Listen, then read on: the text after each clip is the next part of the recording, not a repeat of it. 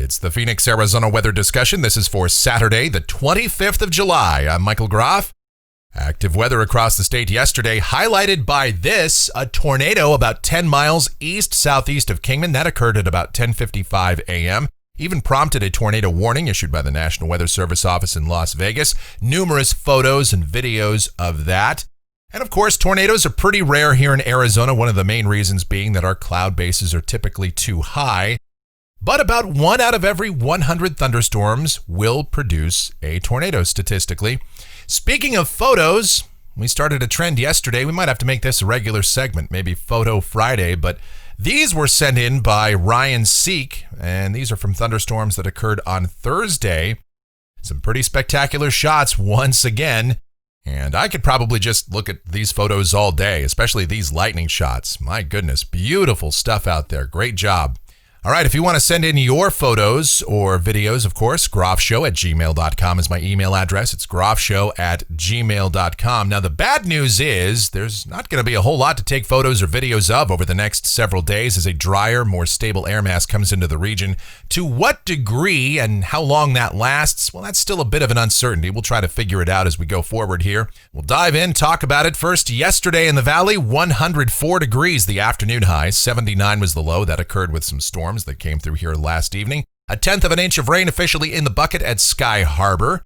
And outside now, here at 8 o'clock, we've got partly cloudy conditions out there. 82 degrees presently at the airport. Dew point at 66, so yeah, it's still sticky out there. Relative humidity, 58%. The winds are light and the barometer is rising. Temperatures out there this morning, 75 the cool spots at Fort McDowell and Goldfield, upper 70s and low 80s in the East Valley, mid and even some upper 80s in the West Valley. That's because the West Valley was pretty dry yesterday. A stark contrast from Thursday. Look at this. All the rain was generally from central Phoenix, the central Salt River Valley on eastward, and generally speaking, under 1/4 of an inch in most spots. But look at South Chandler, 6,100ths of an inch, 1.18 inches near the 101-202 interchange. And today, again, the nature of the showers and storms will be very isolated, but a few spots could get rain. And if you get parked under one of those storms, could produce some locally heavy rain in a very short period of time. Here's the water vapor satellite view across the southwest, and you can see why our thunderstorm chances will be headed down. We are right on the edge of the deeper monsoon moisture, which is confined to the eastern half of Arizona. Out west, it is very dry. Here's the watch warning map, heat advisories, even some excessive heat warnings in the upper Midwest. Out here in the west, we still have some fire danger concerns and tropical storm and hurricane warnings for the Texas coast. And that is with Hanna. And how about that? In Hawaii, we have tropical storm and hurricane warnings as well, and that is with Douglas, and we'll show you those systems in just a second. Convective outlook for today, the standard slight risk of severe storms with our landfalling hurricane Hanna in South Texas, a marginal risk for severe storms up north. Here in Arizona, most of the state in the green, thunderstorms possible, organized severe weather not expected, but as we've seen, any one storm can become locally severe. The tropics, first in the Atlantic side, we've got a wave coming off the African coast. That looks like it's fairly well organized, something worth watching, but it's a long way out. We've got Gonzalo and Hanna. First, Gonzalo, this is going to weaken to a tropical depression. It is too deep in the tropics and encountering some dry air. It's going to also hug the Venezuelan coast. All of that is going to help it to dissipate over the next 24 to 36 hours. It'll just be a big rainmaker.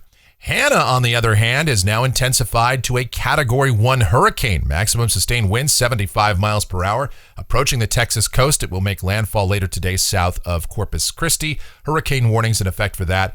The big concern there, yes, of course, hurricane force winds briefly, but the 10-inch plus rain amounts in some spots, that will certainly cause a lot of problems with flooding. Out in the Pacific, we've got Douglas. This is starting to encounter some cooler waters, so it is slowly weakening, kind of on the edge of Category 2, Category 3, max sustained winds, 110 miles per hour, continuing to move to the west-northwest.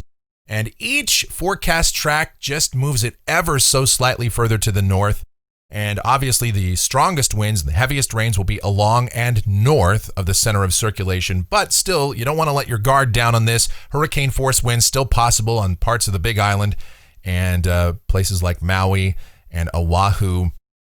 you'll want to watch out. The outer bands of this storm could produce some gusty hurricane force winds and maybe even a few spin-up tornadoes. But the big concern that I would have with this would be the very heavy rain as well.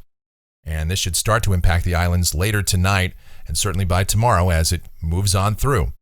And looking at modeling off the European ensemble, and the ensemble mean the black line right there hugging the northern coast of the islands. All right, closer to home, precipitation for the next 7 days from the WPC, a few hundredths of an inch possible here in Phoenix, nothing out west, and perhaps over 1 inch to 2 inches for some of the higher terrain of the eastern mountains of our state. But rainfall amounts are coming down as we appear to be heading into a drier weather pattern. And we'll detail that now as we look at modeling. Here we go to the GFS, the 06Z run valid at 2 o'clock this afternoon. Baggy upper trough to the west, a ridge to the east across the Plain States, and there's Hannah moving on to the Texas coast. What it all means for us down at the surface, mostly sunny this morning, partly cloudy this afternoon, widely scattered showers and storms over the mountains, isolated showers and storms in the deserts. And the key word, isolated. Less numerous than yesterday for sure, but if you get parked under one of those, could put down some gusty winds and locally heavy rain. So we'll keep it at a 10% chance of storms here in the deserts. But I'll tell you what, the CAMs, the convective allowing models, boy, they are very bearish on the idea of any storms in here. This is the HRRR at 5 o'clock this afternoon. This is the atmospheric instability, the CAPE values. And absolutely no surface-based CAPE here over south central Arizona at that time. And even east of us, values only around 500 joules per kilogram or so. And that is not a lot of instability here for the warm season. So we're not looking very optimistic for any storm chances in here, but we'll keep it in the forecast. Tonight, same thing. Isolated thunderstorms in the evening, then becoming mostly clear overnight. Dew points trend down too off the 3-kilometer NAM. They've got dew points going down into the 40s later this afternoon and this evening, and then some recovery in humidity by tomorrow. But that doesn't look very promising either. Overnight lows mostly upper 70s to low 80s, and then tomorrow, partly cloudy, isolated thunderstorms over the mountains. The chance of rain here in Phoenix is technically not zero, but does not look promising at all. And high temperatures will add on a degree or two for our highs for tomorrow. And going forward, the forecast is somewhat uncertain. What's going to happen with the moisture from Hannah? Will it get caught up in our flow here across the southwest? Will we see a spike in thunderstorm activity? And the GFS seems to indicate Monday will have a little bit of an uptick in showers and thunderstorms, but I'm going to keep our forecast dry with chances of rain under 10%, partly cloudy skies and high temperatures 102 to 106 or so. And then going forward, we'll just keep adding on a degree or two to our high temperatures each day with mostly sunny to partly cloudy skies on Tuesday, Wednesday, and Thursday, and only isolated showers and thunderstorms over the higher terrain. High temperatures by the middle and latter part of the week should get pretty close to 110 here in the valley, and some models seem to indicate we'll be even warmer than that. On Friday, there are indications of a little bit more moisture, maybe even a disturbance coming into southern Arizona here off the GFS. So I've gone ahead and put a slight chance of showers and storms back into the forecast at that point. High temperatures would still be cooking, though, somewhere pretty close to 110. Then here we go to a week from today. This is Saturday, the 1st of August. High pressure centered on the border of New Mexico and Arizona, a 594 ridge at that. And that just doesn't look really overwhelmingly promising for deep monsoon moisture to come in here, but still, I would suspect isolated showers and storms will be possible over the eastern half of the state, maybe here in the valley. Going out 10 days to the end of the period, this is Monday, the 3rd of August. And again, high pressure to the east, a trough up there over the Pacific Northwest and the northern Rockies. And that looks like we could see at least widely scattered showers and thunderstorms if that pans out, maybe a little bit more active weather in here. Precipitation off the European ensemble, not all that great. The ensemble mean under 1/4 of an inch. Some members show nothing at all. And temperatures off the national blend of models warming back up to 110 plus by the latter part of next week and the following weekend.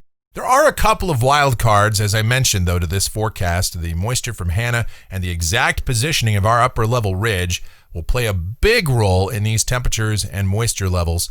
So we'll just keep our eye on it. Hopefully things pan out a little bit differently, but right now, doesn't look so good. And that'll do it for the Phoenix, Arizona weather discussion for today. My next video is scheduled for Monday morning. Updates before that if necessary. If you enjoy these videos, be sure to subscribe, like, share, and click that notification bell so that whenever we post a brand new video, you'll be alerted. Your comments, questions, and suggestions always encouraged as well. I thank you so much for watching. It is always appreciated. Be safe out there, stay cool, drink plenty of water, watch your kids around the swimming pool, and you guys have yourselves an outstanding rest of your weekend.